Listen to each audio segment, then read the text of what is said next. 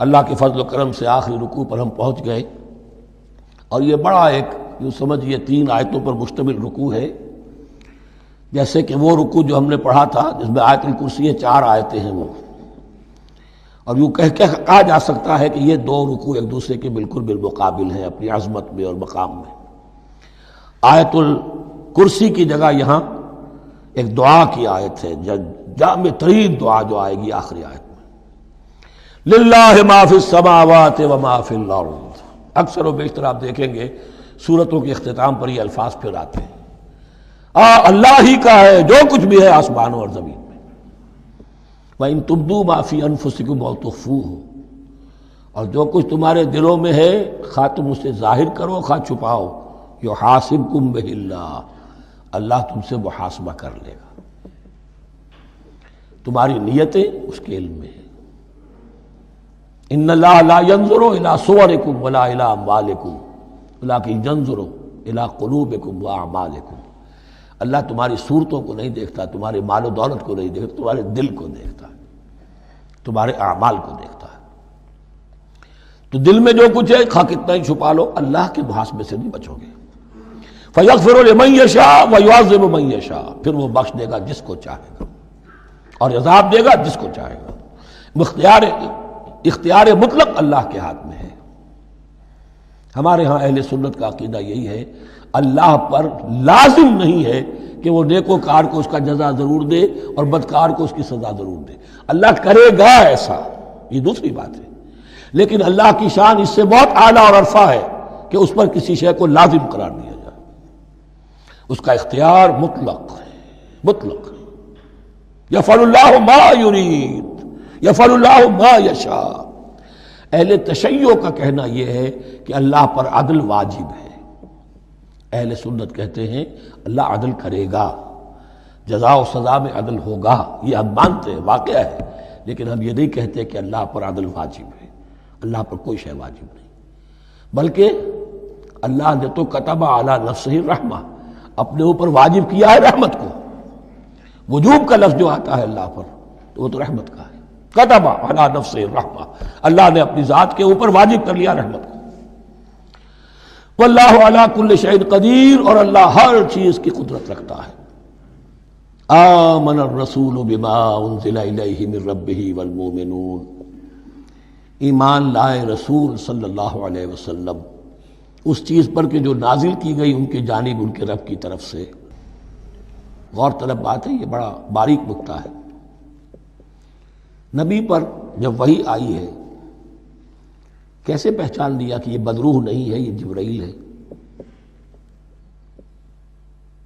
آخر کوئی اشتباہ بھی تو ہو سکتا تھا، پہلا تجربہ تھا، اس سے پہلے نہ آپ نے کہانت سیکھی، نہ آپ نے کوئی اور اس طرح کی نفسیاتی ایکسرسائزز کی، آپ تو کاروباری آدمی تھے، ایک بہت ہی بھرپور زندگی گزار رہے ہیں، اہل و عیال والے ہیں، کاروبار کر رہے ہیں، ہائی ایسٹ لیول کا کاروبار ہے، تو فطرت جو ہے وہ پہچانتی ہے۔ نبی کی فطرت وہ اتنی پاک اور صاف ہوتی ہے کہ اس کے اوپر کوئی بدروح کا کوئی اثر ہو ہی نہیں سکتا۔ بہرحال ہمارے لیے بڑی تسکین کی بات ہے کہ اللہ تعالیٰ نے رسول کے ایمان کے تذکرے کے ساتھ ہمارے ایمان کا تذکرہ کیا۔ آمن الرسول بما انزل الیہ من ربہ والمؤمنون، ایمان لائے رسول صلی اللہ علیہ وسلم اس چیز پر جو نازل کی گئی ان کی جانب ان کے رب کی طرف سے، اور ایمان لائے صاحب ایمان۔ اللہم ربنا اجعلنا منہم، اللہم ربنا اجعلنا منہم۔ کل آمن باللہ وملائکتہ وکتبہ ورسلہ، یہ دوسرا مقام ہے سورہ بقرہ کے اندر جس میں ایمان کے جو اجزاء ہیں ان کو گنا گیا ہے۔ کچھ یاد ہے آیت البر، لیس البر ان تولوا وجوہکم قبل المشرق والمغرب ولکن البر من آمن باللہ والیوم الآخر والملائکۃ والکتاب والنبیین۔ یہاں بھی اسی طرح ہے، کل آمن باللہ وملائکتہ وکتبہ ورسلہ لا نفرق بین احد من رسلہ۔ اور یہ تیسری مرتبہ بات آ گئی ہے کہ رسولوں کے درمیان کوئی تفریق نہیں کی جائے گی۔ کہاں؟ پہلے تو آیا تھا 16ویں رکوع میں، لا نفرق بین احد منہم ونحن له مسلمون، اور اس سے بھی پہلے آیا تھا والذین یؤمنون بما انزل الیک وما انزل من قبلک، وہ لوگ جو ایمان رکھتے ہیں اس پر بھی جو ہے نبی آپ پر نازل کیا گیا اور اس پر بھی جو آپ سے پہلے نازل کیا گیا۔ لا نفرق بین احد من رسلہ، ہم اس کے رسولوں میں سے کسی کے مابین کوئی تفریق نہیں کرتے۔ تفضیل اسی صورت میں ثابت ہے، تلک الرسل فضلنا بعضهم علی بعض منهم من کلم اللہ ورفع بعضهم درجات۔ وقالوا سمعنا واطعنا، وہی بات کہ جو کہی گئی تھی جب ان سے کہا گیا تھا واسمعوا، کیا کہا تھا انہوں نے؟ سمعنا وعصینا، سمعنا واطعنا، وہ کہتے ہیں ہم نے سنا اور مانا۔ غفرانک ربنا، ہماری درخواست ہے پروردگار، تیری بخشش مانگتے ہیں۔ غفرانک، نون پر زبر ہے، مفعول ہے، نسألک غفرانک، اے اللہ ہم تجھ سے سوالی ہیں، تجھ سے طلب کرتے ہیں، درخواست کرتے ہیں تیری مغفرت کا۔ وإلیک المصیر، اور تیری ہی جانب لوٹ جانا ہے۔ یہاں پر وہ ایمان بالآخرہ بھی آ گیا جو یہاں اوپر نہیں آسان۔ آمن باللہ وملائکتہ وکتبہ ورسلہ، پھر رسولوں کے ضمن میں لا نفرق بین احد من رسلہ، لیکن اس کے بعد وإلیک المصیر، مغفرت اور اللہ کی طرف ہی لوٹ جانا ہے ہمارا، اس میں ایمان بالآخرہ آ گیا۔ اب آخری آیت، لا یکلف اللہ نفسا الا وسعها، اللہ تعالیٰ نہیں ذمہ دار ٹھہرائے گا کسی جان کو مگر اس کی وسعت کے مطابق۔ یہ بہت بڑے فضل و کرم والی آیت ہے، جیسے میں نے کہا تھا میگنا کارٹا جو ہے انسانی حقوق کا، کہ اجیب دعوت الداع اذا دعان، جہاں بھی مجھے کوئی پکارے، جب پکارے میں اس کی پکار سنتا ہوں، قبول کرتا ہوں۔ ہاں فَلْيُؤْمِنُوا بِي فَلْيَسْتَجِيبُوا لِي، انہیں بھی چاہیے کہ میرا کہنا مانے۔ دو طرفہ بات چلے گی، یک طرفہ نہیں۔ میری مانو، اپنی منواؤ۔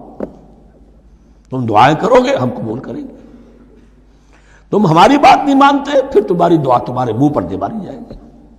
کرتے رہو قنوت نازلہ 40 دن کے 80 دن پڑھتے رہو، ڈھاکہ تو بیٹھ ہی جائے گا، بیٹھ گئے۔ یہودیوں سے شکست تو ہو ہی جائے گی، ہو گئی۔ کرتے رہو، حرمین میں پڑھتے رہو قنوت نازلہ، مکے میں پڑھو، مدینے میں پڑھو، پوری دنیا میں پڑھو۔ اللہ کو پیٹھ دکھائی ہوئی ہے، اس کے دین کو پاؤں تلے روندا ہوا ہے، اللہ کے باغیوں سے دوستی ہے۔ کسی نے قبلہ ماسکو کو بنایا تھا اور کسی نے واشنگٹن کو بنایا تھا، تمہاری دعائیں کیسے قبول ہوں؟ لیکن یہ جو آیت ہے یہ اس اعتبار سے بہت بڑی رحمت کی آیت ہے کہ اللہ تعالیٰ کے ہاں وہ اندھے کی لاٹھی والا معاملہ نہیں ہے کہ تمام انسانوں سے محاسبہ ایک ہی سطح پر ہو۔ اللہ جانتا ہے کس کی کتنی وسعت ہے، اور وسعت کن چیزوں سے بنتی ہے۔ آپ کو کوئی اور جین ملے ہیں، مجھے کوئی اور جین ملے ہیں، انہیں کوئی اور جین ملے ہیں، یہ جینز، ان جینز کی اپنی اپنی خصوصیات ہیں، خصائص ہیں، پراپرٹیز ہیں، لیمیٹیشنز ہیں۔ آپ کو کوئی اور ماحول ملا، اسے کوئی اور ماحول ملا، اسے کوئی اور ماحول ملا، تو hereditary factors multiplied by environmental factors, ان دونوں سے ایک شخصیت کا ہیولہ بنتا ہے انسان کا، جس کو پیٹرن کہتے ہیں ہمارے مستری لوگ۔ جب لوہے کا کوئی شے جو ہے ڈھالنی ہے تو اس کے لیے پہلے مٹی کا یا لکڑی کا ایک پیٹرن بناتے ہیں، انگریزی میں پیٹرن ہے، وہ پیٹرن کہتے ہیں ہمارے مستری لوگ۔ اب آپ لوہا جو ہے اس کو جب اسے کر لیں گے، مائع بنا لیں گے، گلا لیں گے، پھر اس میں ڈالیں گے، وہی شکل ہو جائے گی۔ یہ شاکلہ ہے ہر انسان کا جو بن جاتا ہے۔ قُلْ كُلٌّ يَعْمَلُ عَلَى شَاكِلَتِهِ فَرَبُّكُمْ أَعْلَمُ بِمَنْ هُوَ أَهْدَىٰ سَبِيلًا۔ اس شاکلہ کے اندر اندر آپ کو محنت کرنی ہے۔ اللہ جانتا ہے کس کا شاکلہ وسیع تھا، کس کا شاکلہ تنگ تھا، کس کے جینز اعلیٰ تھے، کس کے جینز ادنا تھے، کس کے ہاں ذہانت زیادہ تھی، کس کے ہاں جسمانی قوت زیادہ تھی۔ جو بھی کچھ اس نے دیا ہے، جس کو وہاں ہم نے رکھا اس کو وہاں رکھا، اس نے وہاں تعلیم پائی، اس نے یہاں تعلیم پائی، جو بھی انوائرمنٹل فیکٹرز آئے ہیں، جو بھی جینیٹک فیکٹرز آئے ہیں، سب اللہ کے علم میں ہے۔ ان سب کو ملحوظ رکھ کے اللہ حساب لے گا۔ جو شاکلہ ہم نے تمہیں دیا تھا اس میں تم نے کیا کیا؟ ایک شخص کے اندر فرض کیجئے استعداد ہی ہے 20 درجے کی استعداد ہے، اس نے فرض کیجئے 18 درجے کام کر دیا، کامیاب ہو گیا۔ کسی میں استعداد 100 درجے کی تھی، اس نے 50 درجے کیا، ناکام ہو گیا۔ حالانکہ کمیت کے اعتبار سے 50 درجے زیادہ ہے 18 درجے سے، لیکن یہ 18 درجے کا کام وہ کر رہا ہے جس کے اندر استطاعت تھی ہی 20 کی، یا 18 ہی کی تھی، اس نے پوری کر دی۔ اور 50 درجے والا وہ جس کو اللہ نے دے رکھی تھی 1000 کی استطاعت۔